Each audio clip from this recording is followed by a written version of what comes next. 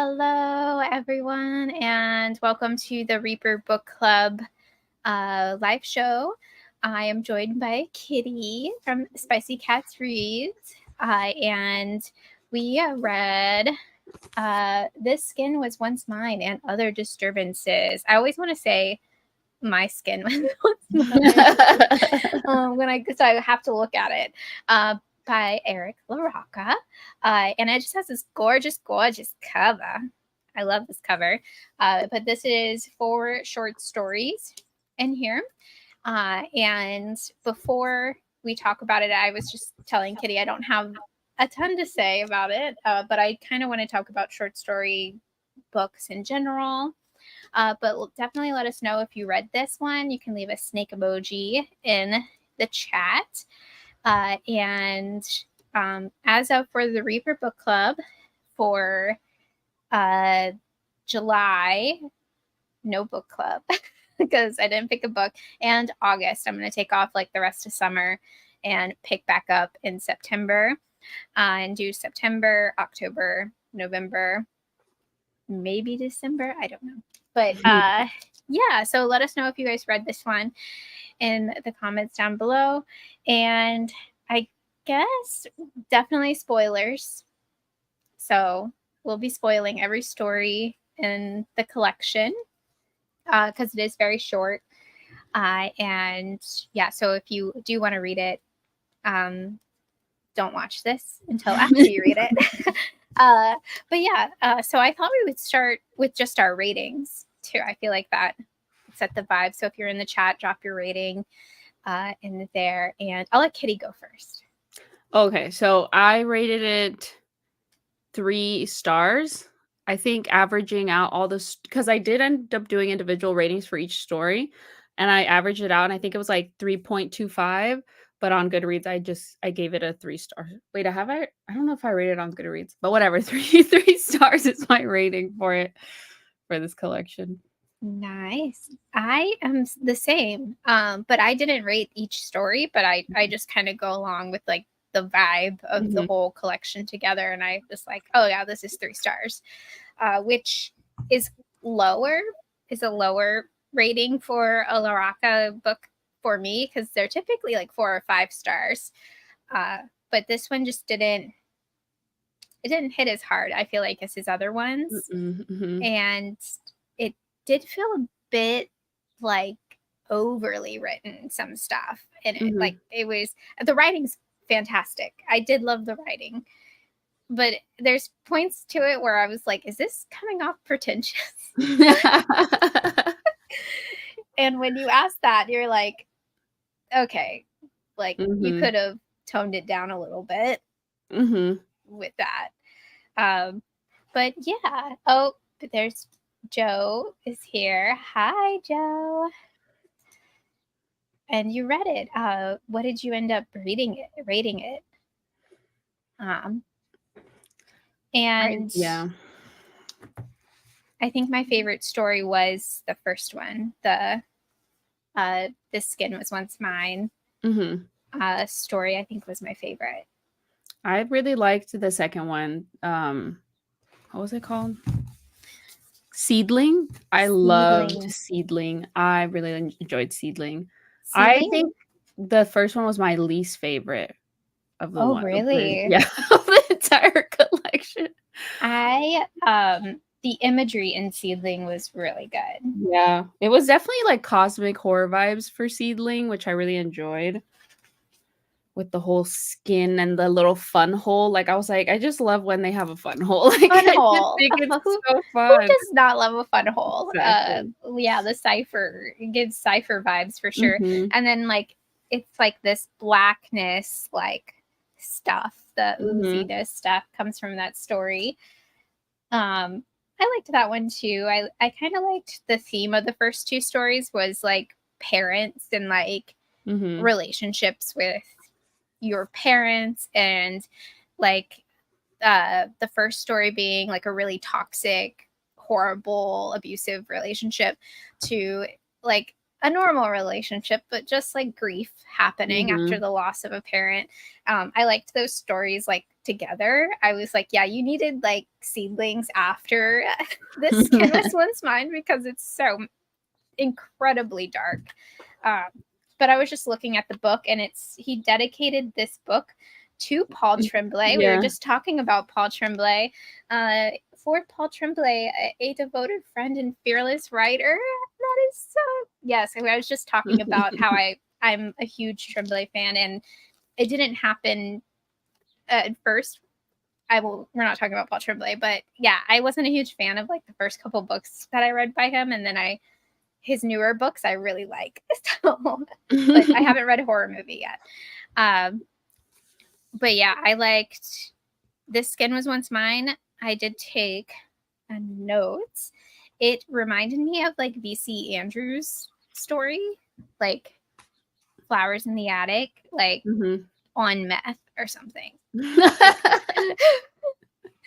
I just was like, the reason that I really didn't like The Skin Was Once Mine was because I feel like it started off. I read like the first 48 pages and I was like, holy shit, this is so fucked up. I mean, I read like the you know how he has the trigger warning page like in the front. So I read that and I was like, okay, was not expecting that, but all right. And so then I started it and I was like, oh my God, like this is disgusting. I was like, holy shit. And I was thinking about how like this felt like it was gonna start leaning really extreme, kind of in the same way that like Everything the Darkness Eats went like really extreme for him. And I was like, okay, I'm excited. I'm excited to see where this is gonna go. And said he was gonna be focusing a lot on like the way that we hurt each other in like relationships. And I was like, okay, like I'm so excited. And then there was like so much. They kept mentioning the snakes, like the snake, the snakes, the snakes. And I was like, okay, the snakes, like what does that mean? So I was like trying to find like the connections. I was like, okay, snakes, snakes, snakes, and like I kept tabbing that. And I just like felt like it was so many things happening in such a short story. Like there was like the child abuse, then there was like the weird relationship with the girlfriend, then there was like the mom's weird relationship with that guy, and then the snakes and like the house maybe being haunted. I was like, where is this all going? And then I just felt like nothing connected at the end. Like it was just like it was so unsatisfying. Like I was like, this is kind of sad. But I was like, I did like that the sister or whatever got like some type of revenge, but I just felt so unsatisfied with like the other sister's arc. I mean, maybe that was the point, but like it just felt so sad. I was like, this is really unsatisfying and I feel bad for everybody involved. Yeah, it was like it was like a horror movie, that Mhm. whole setup. But yeah, you're right. Like Ambrose, you didn't know his Mhm. motives at all until until he like is, violent Mhm. and dragging her to that pile. I thought the imagery in this one was great, like a Mhm. huge mansion, but all the furniture's outside in this big pile. Yeah. And it reminded me of Candyman, which is like the least like rich thing because it takes place in the projects, but when they have Mhm. that huge pile of garbage and furniture, and I was like, I knew that shit was gonna be caught on fire at the beginning of it. I was like, somebody's gonna Yeah. catch this on fire and somebody's gonna be in it and have to crawl out. So I did guess it, but I still really like that imagery of the attic and like her finding her sister in the box. Oh my Ugh. gosh. And like insanely like how insanely like she wasn't upset, but it was just a very heightened moment. Like I feel like Mhm. the main character is just like, well, dad wanted this, and it's like I know. your dad is horrible. Like I was so disgusted with her after. I was like, "Oh my god." Like I was like, and then when she walks away and she's like, "I wish I could have had what you had," to her sister, and I was like, "Oh my god." I was like, I'm infuriated right now. Like I'm so mad. yeah, it was really, really dark and messed up. Mhm. I do feel like I don't know if they'd be able to make that into like a TV show or like an episode in American Horror Story or something, but it gave those vibes. I was just like, oh, with the great imagery of that and like how vague everything is. Like, what did her dad even do? He's like a business guy. I don't know. Mhm. He's rich. Who knows? Who Yeah. cares? Like, and then Ambrose and her mom being like, oh, you didn't know? You didn't know? Mhm. You didn't it felt like a TV show, like melodramatic stuff happening, and Yeah. it's like, "You didn't know?" And then it cuts to commercial break or something, so Mhm. I maybe that's why I liked it. I was like, "This is, like, really cheesy, I like it." Like, Yeah, because 'cause this I'm is like, "Did everyone know?" Because like, the aunt tells her, like, "You don't know?" Like, so did everyone know that he was just having this girl in a box and, like, she killed them with the rattlesnake? Like, and everyone just knew that? Like, but nobody did anything about the fact that he had a girl like, the he had his mom daughter didn't locked in a box? I Like, don't think the nobody mom cared? knew. I feel like she knew. Or She maybe knew not about the something. yeah, I don't maybe she didn't know about the box, but I feel like she definitely knew that he was a pervert. And, like, Yeah. they try to give her a redemption arc, you know, like, "I took out all his stuff from the house," and I'm like, she, like, sent her daughter away and, like, that was, like, her way of protecting her, and I was like, "You shoulda killed that man, is what you shoulda done. You shoulda gotten a Yeah. snake, and you shoulda killed him. That's what you should have done." Like You should have gone full Cleopatra. I kept thinking of Cleopatra yes. too, which is like Mhm, not historically accurate that she mhm. killed herself with a snake or Yeah, with the something. snake. But I kept thinking of that. I was like, oh, that's fun. Yeah, I I guess I liked it because it was like melodramatic and Mhm. cheesy, but also like really dark and disturbing. I also Yeah. thought of there's a true crime case that is like so incredibly messed up. It's like the woman in the box, where Mhm. this married couple with kids kept the woman in a box like Mm. that. Like I was like, oh my gosh, that's Like, as a so. family, like, they all, like, knew and kept her in the The house? the wife knew, and yeah, it was Oh like my god. their thing. Yeah, it's horrible. But the wife ended up helping her escape. I Mhm. think like after like 2 years or something crazy. It's like a horrible, horrible case. There's if you look up a picture of it because they made her wear a mask in the box and Mhm. he took pictures. Mhm. It's just Ugh, so disturbing. that's Yeah. so sad. But I thought of that and I was like, ugh, it's just like I don't know. It gave me goosebumps, I think. I was like, oh, I don't like that. But I did not guess where that story was going to go. I didn't Mhm. think we'd end up in an attic with a girl in a box at the beginning of that Yeah, story. like, I was like I mean, I kind of started guessing that maybe he would have taken another child, like, after she gets sent away to, I don't know, boarding school or something, and because like, they'll find a way, like, they're not just Hmm. not gonna do something weird, right? So I was like, I feel like he's probably gonna take another kid, but, like, for him to, like, pretended like, lied to the mom that the daughter died, and then he just, like, kept her in this, like, room. Oh my god, I was like, "This is so disturbing." Like, it also reminded me of The Butterfly Garden, um, Is that by with the Dot serial killer? Hutchinson? Yeah, Hmm. yeah, it And he reminded me of that tattooed one. girls or Yeah, with whatever. the Ugh, butterflies. Yeah, so yeah. fucking gross. I was like, "Oh my god, like, stop." I Oh my hate gosh. this. Oh god. And I just, like I think I just really wanted him to suffer, like, I think I really wanted to see him, like, suffer for everything he did, or I don't know, or maybe her to have, like I mean, because she never really, like every time she, like, thinks back to, like, these situations, it was always, like, with the snakes, like, the snakes kept coming up, and she would see I was just like, "This is so disturbing," like, it was just so sad, and, like, for all that to happen to her, and then she gets, nothing out of it, I was just like, "Damn." I'm sad. Well, so when the sister is like, um, when the older sister, I forget her name, but she's like not calling 911 Mhm. immediately. I was like, I think I was like cleaning my kitchen or something. I was like, this bitch. No, No, she's seriously. not. I was No. I hated her after that. I was like, "Oh, hell When no," she did like, not immediately call 911, I was like, no. this I can't believe this. So like, I don't know. I got like really into it. I was like, where's it gonna go? It has to be like a revenge thing that I know. happens. But she does save her, I guess, in the fire. She's like, well, I'll save you. But she's like, but you gotta get back in the box. I No, know. bitch. You ain't getting back in the box.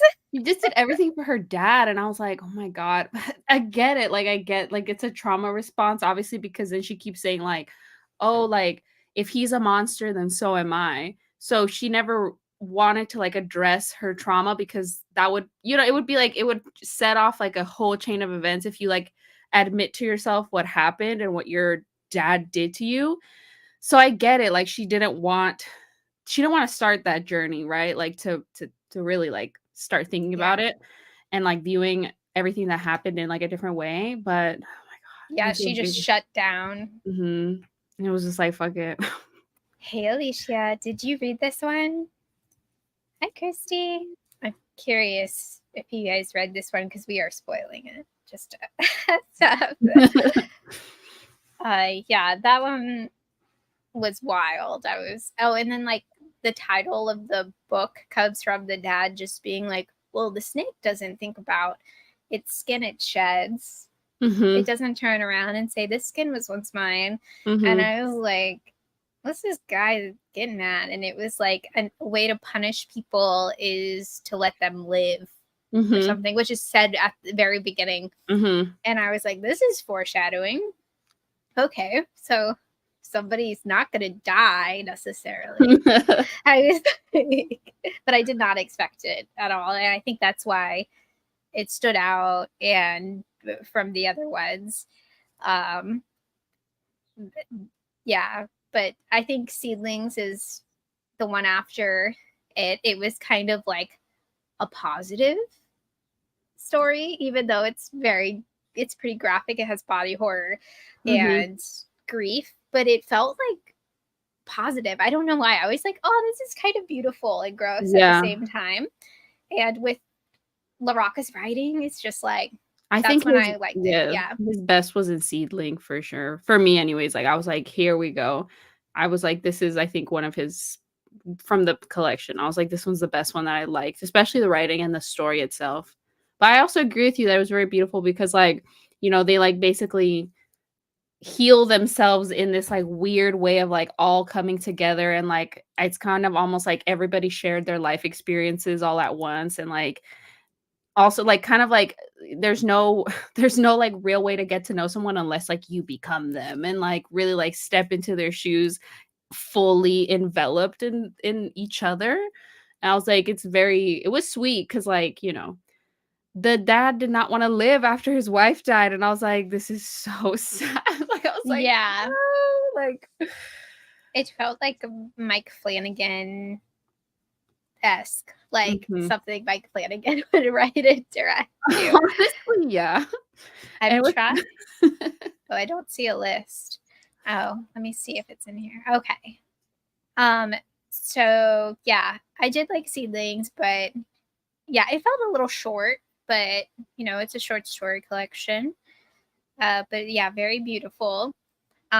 So this is the most Clive Barker Oh, esque yeah. story, The I line. think. Yeah, I think all the parts of You That Won't Easily Burn Mhm. story felt very Clive Barker uh story to me. Just personally, I was like, I don't think he's ever really written uh, i- this type of story Mhm. about pleasure and pain stuff. Yeah.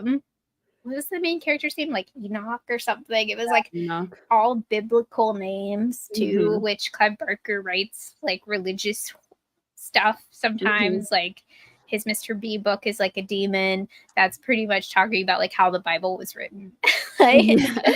um, yeah, I got like I was just thinking about Clive Barker the whole time. I was like, I wonder if Clive Barker's written a story like this. But um, would you do that for a fancy knife for a dinner party? Would you have the store owner cut you open and be like, "Yeah, let me get a piece of glass out of my black's bag and put it in you"? That I'd part say. was ridiculous. But I do think there was this one line where he's like, he can't help but wonder what sights, what sensations the shopkeeper and his constituents will show him. I was like, that's literally like, we have such sights to show you. Mhm. It's literally Hellraiser. I was like, this is Hellraiser. Like, the shopkeeper is fucking Pinhead, and like the other people are like the Cenobites, and this is Hellraiser What's adjacent. your plan? Yeah. Yeah. Like, it was so, yeah, I was like, okay, yeah, this is definitely like Hellraiser. This is Hellraiser vibes. I But it's definitely, almost like a cult. It yeah. like turned into a little bit of a cult story. Mhm. Um, yeah, And I it feel was like there was so interesting. many I feel like he was doing like a lot of like in this one, like a lot of like fetish exploration and like kink exploration and stuff, and um like the shame surrounding like different types of like sensations of pleasure, you know, like he kept saying like, you know, how do I tell someone that like I like glass in my skin, you know, like how do I tell someone? And like I feel like the fear of like telling someone like that you're into that is what creates like these like weird cults where like, you know, like you have to be really secretive and like, oh, you got to bring someone in and bring new blood. And it's like, maybe if you Yeah. told your husband, he might stick glass in you. I mean, he might not find it as weird. Yeah, because you don't get a lot from his husband. His husband's just like doing his thing. He's like, "Oh yeah, dinner party, knife. Okay, cool." Like he's just like there. Like he thinks everything's fine. He's like, "Oh, you good? Okay, cool. I'm going to work." I Like know. it was kind of he was kind of cute to him. He was like, "Okay, are you okay? Okay, bye." And I was like, "Aw, he's checking in. He knows he kind of knows something's up, and he like doesn't know." Um, yeah, it was when he went to take it out and he put it back in. I was like, "It's a sex thing. I think I got it. I get it." Definitely. But I was like, also like, if you set your husband out for like a knife and he comes back with like a jewel encrusted blade, like I would be like, what the, where did you go? Like it had rubies on the hilt or something. And I was like, what, like, why does he need a whole ass For like a charcuterie board. yeah. Like, why do you need that? I was thinking that too. I was like, why would you go to an antique store for a knife or a dinner party? I was like, I would probably go to like Target. I don't know. Like, what are you doing? There is some. I think I laughed when the kid he picked up ended up being like a total like Oh the yeah. like having the bird do. I think I laughed out loud and I was like, I'm not supposed to laugh at this, but it's kind of funny because then he ends up walking through the town, like the downtown area that I'm just picturing like a very bougie like area of a city, like almost like I don't know, like a very upscale neighborhood. And he's walking out and he's got his ear ripped off. He's got like this naked man, like burn marks all over him, like crawling like a dog. I was like, that man's wearing like a gimp mask, and they're just like, everyone's just like, okay, I guess that's. They're just like, oh my gosh, like in front of the Louis Vuitton store. Like, what the fuck? Nobody's filming it. Like, that would be on TikTok immediately because they'd be like, is it a horror Honestly. movie? Are you shooting a horror movie? What horror movie are you shooting?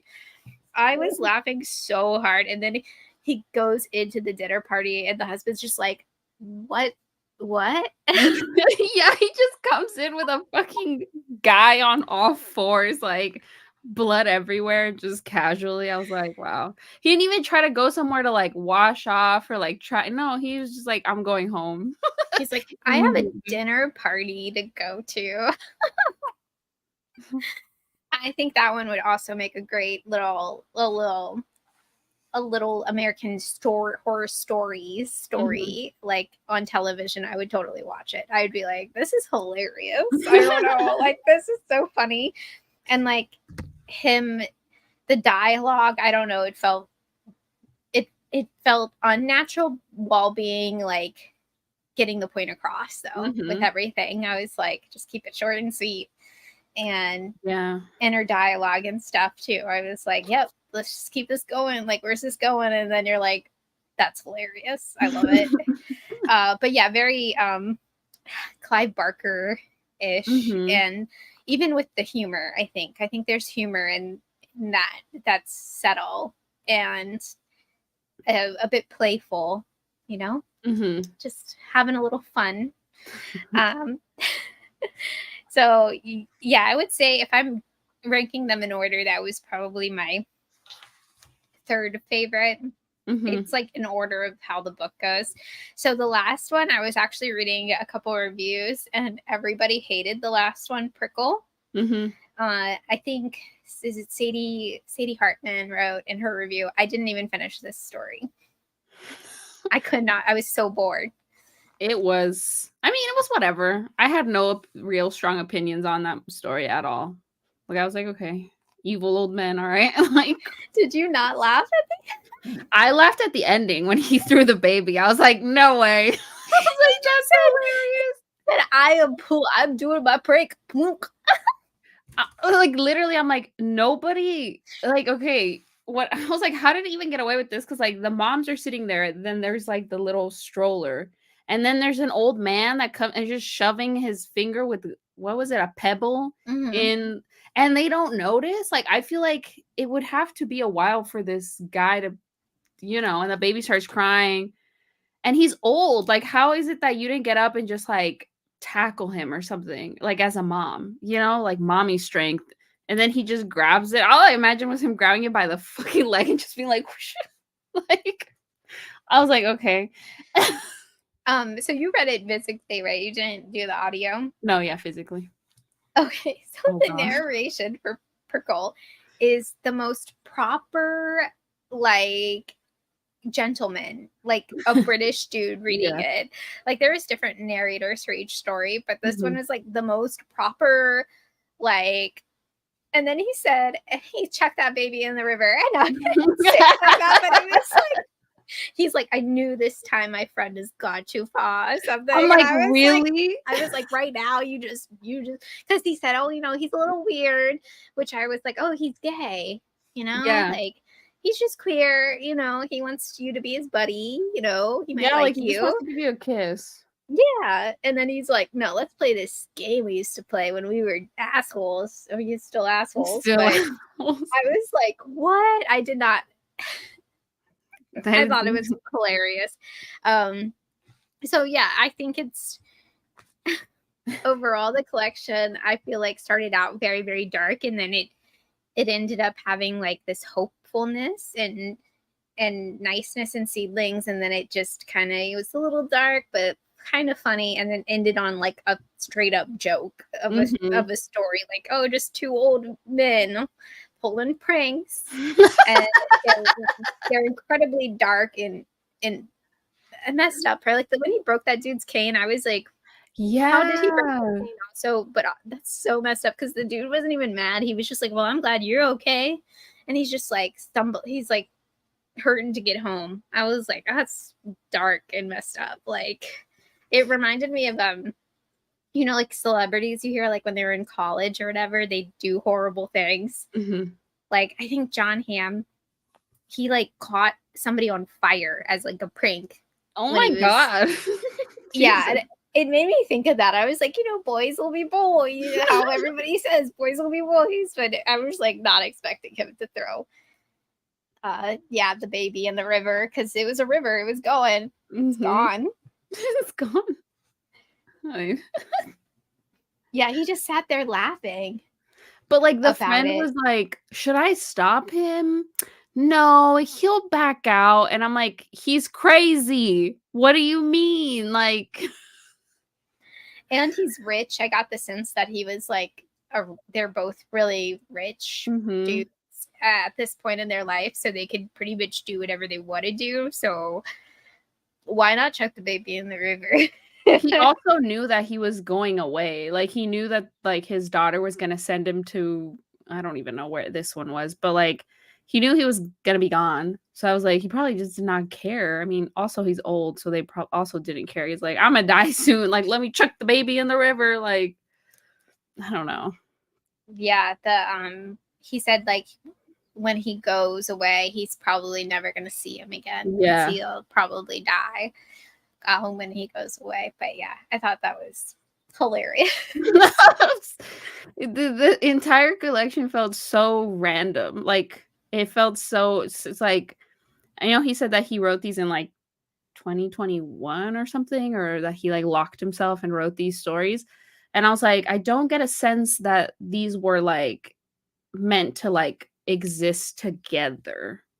And I was like, they all feel like really random, like stories just put in a book.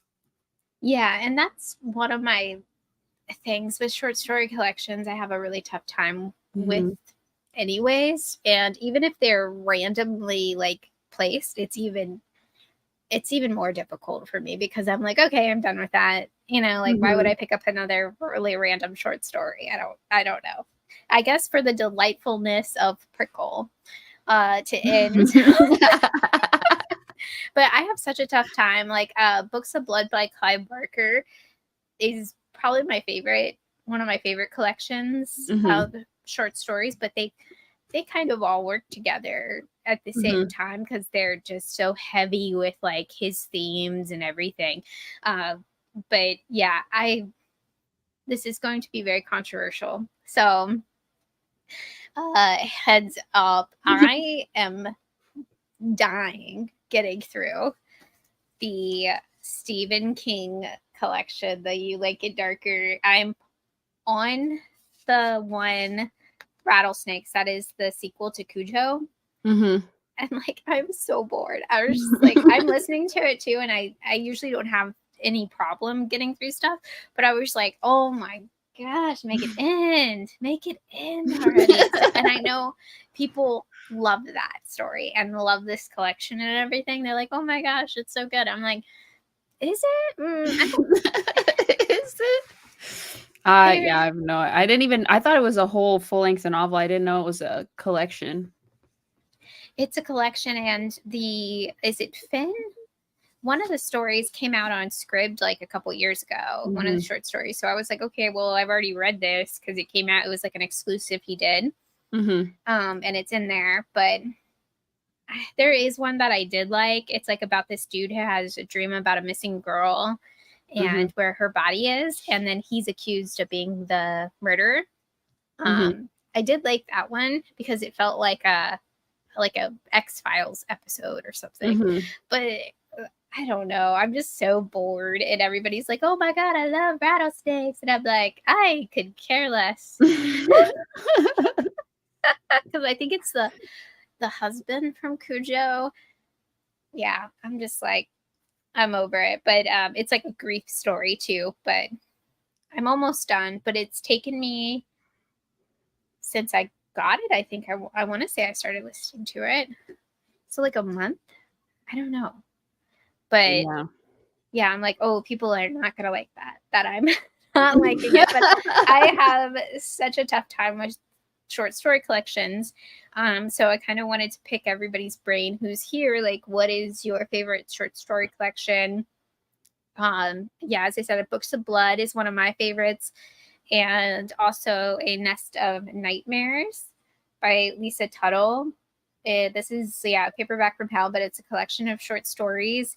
And they all felt very like cohesive and like together. It's like has elements of animals, and it just felt like, I don't know, like it all worked together. Animals, insects, the woman experience, like, I don't know, it just worked for me. And then, of course, one of my favorite 2 novellas ever is the Eric LaRocca You've Lost a Lot of Blood. And these are, I would say, 2 novellas mushed together. It was like every other chapter is the different story. So yeah, loved this. Also, another thing too, I don't think really hit with the new collection was that there was no ambiguity, ambiguous or whatever. Like everything was very cut and dry. With this one, you're kind of like scratching your head. You're like, what did I just read? And you're thinking about it. And I love stuff like that isn't just kind of like, here's a bow for your package, here's the story, there you go. Like, I like stuff that's really open-ended and like weird and nothing's answered. But that's just me. I know a lot of people don't like that. But what are some of your favorite short stories? I'm not a big short story person. Like I think there's only one that I've ever given higher than a 3-star, and then most of the time I'll like DNF short story collections because I just get really bored because I feel like I have to connect with like the characters, and because like it's so short, obviously like it's really hard to really care about what's happening. But one that I really like is Something Akin to Revulsion by Judith Sonnet, but that's like a short story collection of like really disturbing extreme horror. And I guess that's what links them, is just like that they're all really fucked up. But I think it's just, I don't expect to like connect with characters in extreme horrors. Like I'm expecting to hate like, half the cast because like they're usually terrible people. So maybe it was that, but I really like that one. And then if we're talking like like kind of like in the same way of You've Lost a Lot of Blood, like I really liked the other one Eric LaRocca did, the one that, what is it called? Not Eric LaRocca. Is it the bird one? Oh, I also gave that one 3 stars. I didn't really like that one either. What am I thinking? Yeah. Oh, I'm thinking about The Fisherman, because that's also like a novella, and then there's like a novella within it. Kind of like in You've Lost a Lot of Blood. I really like that one. By John Langan. Like, yeah. That story. That is such a crazy story because it's like they're at a diner, right? And then they're like, the people at the diner, the townspeople are like, hold up, let me tell you the story. And then they go into like another story and you're like, what is happening? I am unwell.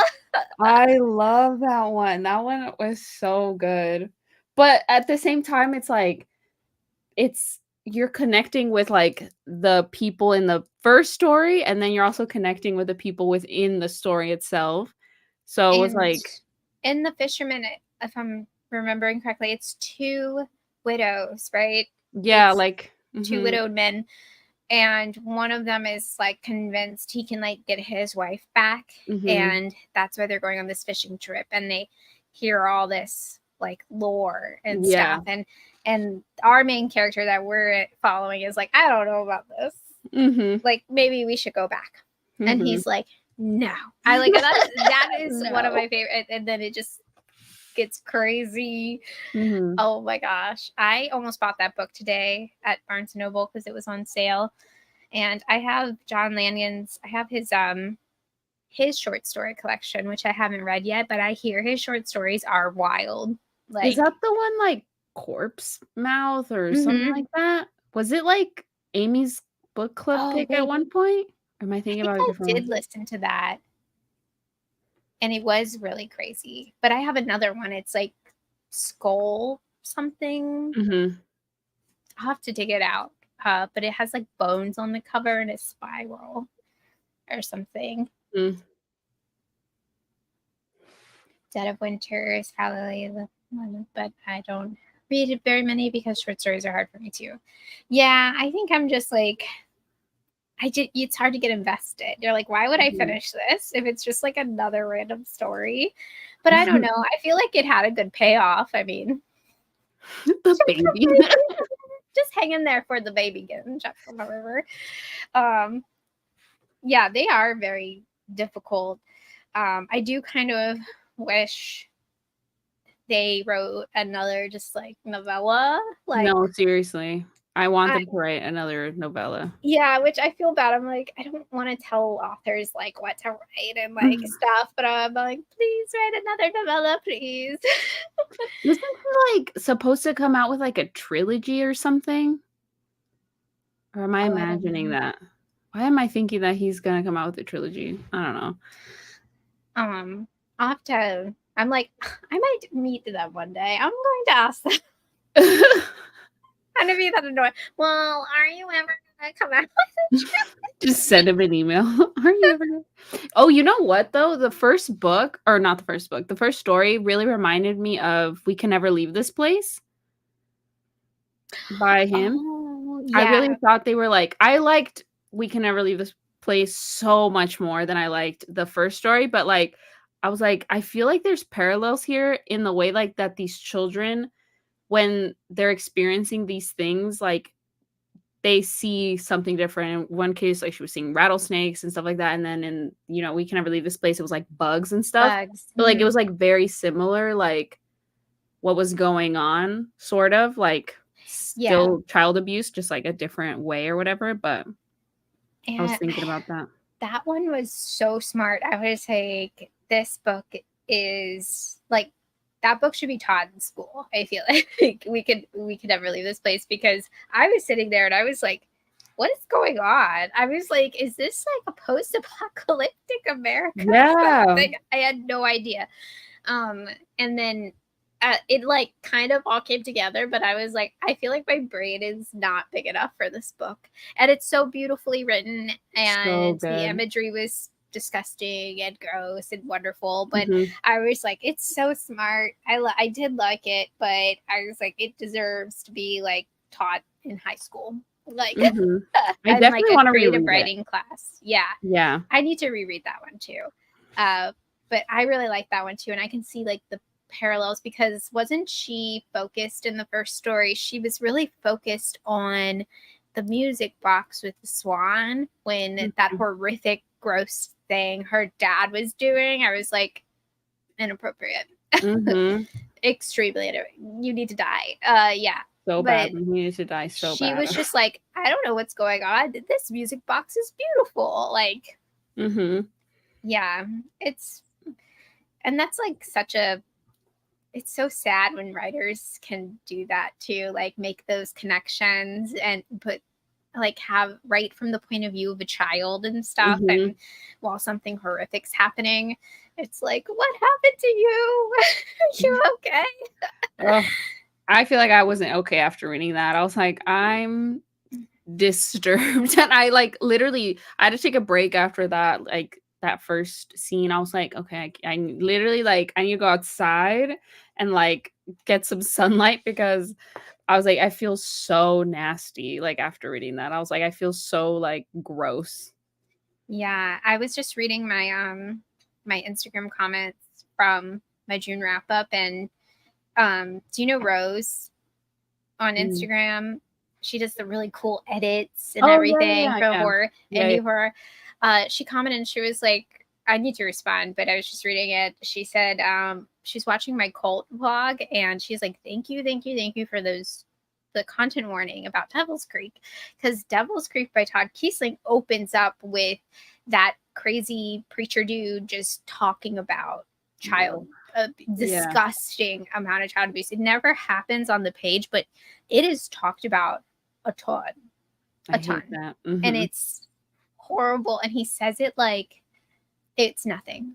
Yeah, which makes it, like, 50 times worse, like, Yeah, I ugh. was like not expecting it. And it happens in the prologue, I think. It happens like before you even start the story. So Mhm. I was like, oh my goodness. And I don't think there's trigger warnings or content warnings at the beginning of that book, because I think it was published a couple years. I think it was published before they started doing that. Mhm. And I wouldn't necessarily say that book is like extreme horror, which extreme horror tends to have those more Mhm. than just mainstream horror. Yeah. But yeah, she was like, thank you for that, because I have that on my shelf and I was about to read it. And I had no idea that that was right Honestly, at the yeah, beginning. especially this one too, like, I literally not once thought that that was gonna be a thing that he was going to cover in the story, and, like, he was talking about how his editor told him to put it in there or something, and I was like, "Yeah, thank you," because I did not know that, that was coming at all. Yeah, I like the I feel like all new extreme horror, it's always like, stop, read this, like Mhm. before you even go in. It's I like you are appreciate about it. to read an extreme horror book. It's like you have to like remind people like it's a totally different subgenre. You will probably be triggered, but here they are. Who else is really good about it? Christopher Robertson's really good about having like a whole page dedicated to that too. And his books like Cotton Candy Massacre has one, both of those. I think Sewer Brainworms Sharks also did. has one. Oh, Brainworms does. I need to start that. Yeah, Brainworms has a trigger warning for what's in it. I was like, I think a lot of like, yeah, like you said, like a lot of like extreme horror, because I guess Brainworms is considered extreme horror. I did not know that, but a lot of extreme horror now definitely does have trigger warnings. Did you read Tell Me I'm Worthless? Mm-mm. Oh, I think you'd like it. She spoils like a part of it in here, in like in the introduction. Yeah, she spoils like some stuff about what happens in Tell Me I'm Worthless. Oh. Yeah. So I was like, oh, okay, cool. No. Yeah, that one reminded me of Clive Barker, like on meth, like on like a crazy amount of like there's a lot of dream sequences in it, which kind of lose me sometimes, but they're just so visceral. You're like, and then it gets crazy and wild.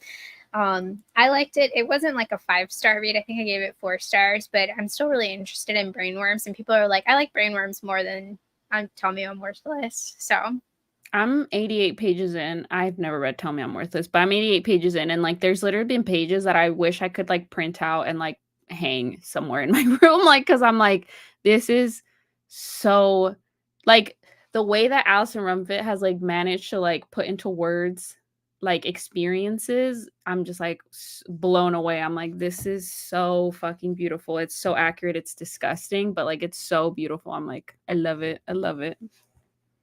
Oh, I'm excited to read it. I didn't get to it for June, but I think I'm gonna read it for the Giallo readathon because it's like an animal on the cover. Oh yeah. And I'm like, worms. Yeah, that's a good one. But yeah, it's funny because the books I surrounded myself with up here have animals on the covers. We got a snake. We have baby birdies. We have an alligator. I'm like, look around. You're surrounded by weird animals. Well, I think that was it. I just wanted to I won't get into movies because I was like, oh, anthology movies and stuff. Oh, you know what? A movie that reminded me of Seedling, sort of. I like read Seedling and then I watched The Void. I don't know if you've seen it. The 2016 movie. Yeah, I don't know. Like they really reminded me of each other. They're not really that similar, but also kind of. With like the body thing at the end. Yeah.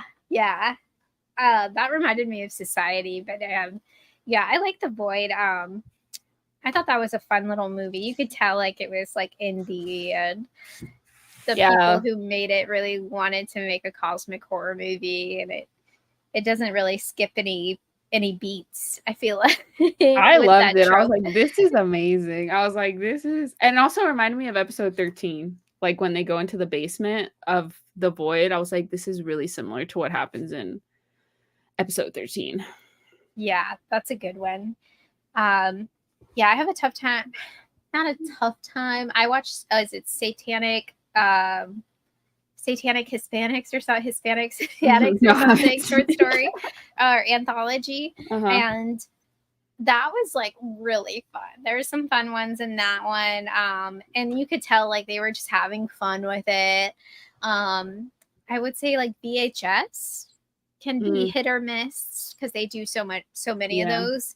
But I remember watching like the first one and I was like, I'm not gonna like it because it's an anthology. And then I ended up really liking it and then not liking the next two and then liking like the 1989 one or something. I don't know. But yeah, I feel like there's like ABCs of Death and then the Holidays. But yeah, ABCs of Death is like a lot because it's 26 or something. Oh my God, that's much. And it's like, it's crazy. But I couldn't tell you like really any particular one because like from any of those anthology movies that I just talked about, it just like all runs together. And like, I think if you ask me next year, or even like at the end of the year, like, oh, what was your favorite story from this collection that we just read? I'd be like, I don't know, which sucks because it's the title of the I'm just like, I'm probably not gonna remember anything, which is awful. And that's like another downside to short stories too. But I'm still gonna keep on reading them. I have one on my July TBR, and it's Paperback from Hell, and I'm just like, I'm gonna try. But thank you guys for joining us, for talking about this fun collection of stories. Fun towards the end. The beginning's very serious. But yeah, thank you guys. And then I'm taking off for the book club till September. But when I'm back, I'll have hopefully everything planned out, what we'll do for the rest of the year. And Kitty also has a book club. Your book club pick what's your book club pick for July? It's a fantasy. It's Combat Codes. It's like a fantasy sci-fi little like genre blend one. Heard it's really good though. I'm excited. Fun. And for June, it was Lost Souls by Billy Martin. Finish. But yeah, I'm enjoying that one too. Oh my gosh. You haven't finished? No, I'm like, okay. I still have to finish it. I've been procrastinating. That book is intense too. That's speaking of like a really messed up book with no content warnings. I mean, I get it. Like, you know, it's an old book. I get it. But still, I'm like, damn. And when you think you're over that part too, it just comes back around. But anyway. I bet. Oh my God. But yeah, check out Kitty's channel if you haven't. She's linked in the description box down below. And I hope you guys have a fantastic night. Thank you. Bye-bye.